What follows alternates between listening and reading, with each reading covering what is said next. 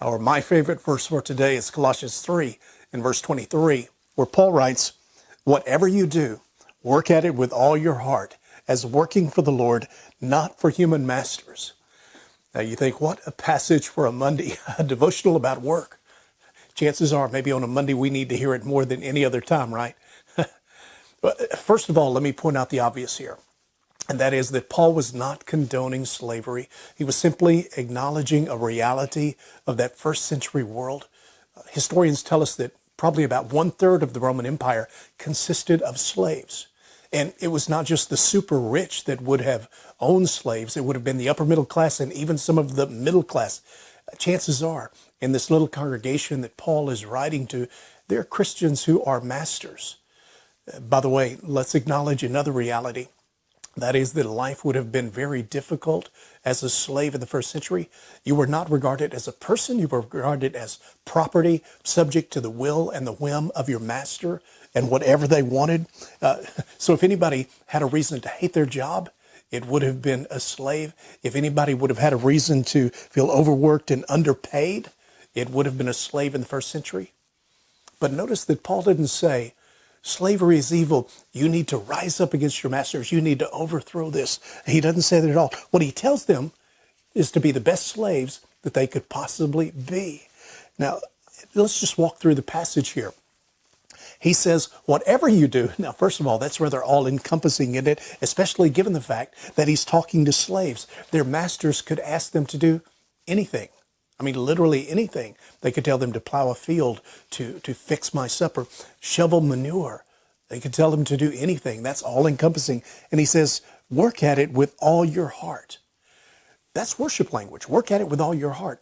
Isn't that reserved for God? We're to love God with all of our heart and all of our soul and all of our strength. That's the language of worship. Are we supposed to serve our bosses and our customers with the same intensity and devotion with which we serve God? Well, notice the next phrase, as working for the Lord, not human masters. So Paul is writing here as if it's God that we're actually working for, that as if God is our boss, our customer. Yes, that's what Paul is saying here. No matter what we do, no matter where we do it, no matter whom we do it for or with, we are serving God. We're working for him. And just to make sure we didn't miss that point, Paul goes on to say in verse 24, it is the Lord Christ you are serving. And by the way, that's true even if you're a boss. Paul would remind these masters that they have a master in heaven, that no matter how many people you have under you, you are still serving God. God is still your ultimate master. Now, Paul wants them to see that when you come to realize this, it will change everything. I don't think it's an accident that he uses the language of worship here, because worship is not just something that we do on Sunday. It's also something that we do on Monday. That worship isn't something that we just do in a church building. It's something we do in offices and factories and school buildings and anywhere else we might work during the day.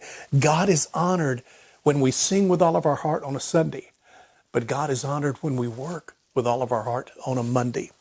You see, whatever your daily work looks like, you have an opportunity to turn that work into an act of worship by doing it for God. Isn't that a beautiful message? Would you bow with me? Father, I pray today that as we work, as we serve others, that we would remember we're working and we're serving you, that what we do is an act of worship. Father, let us do it with all of our heart. It's in the name of Jesus we pray. Amen. Hope you have a great Monday.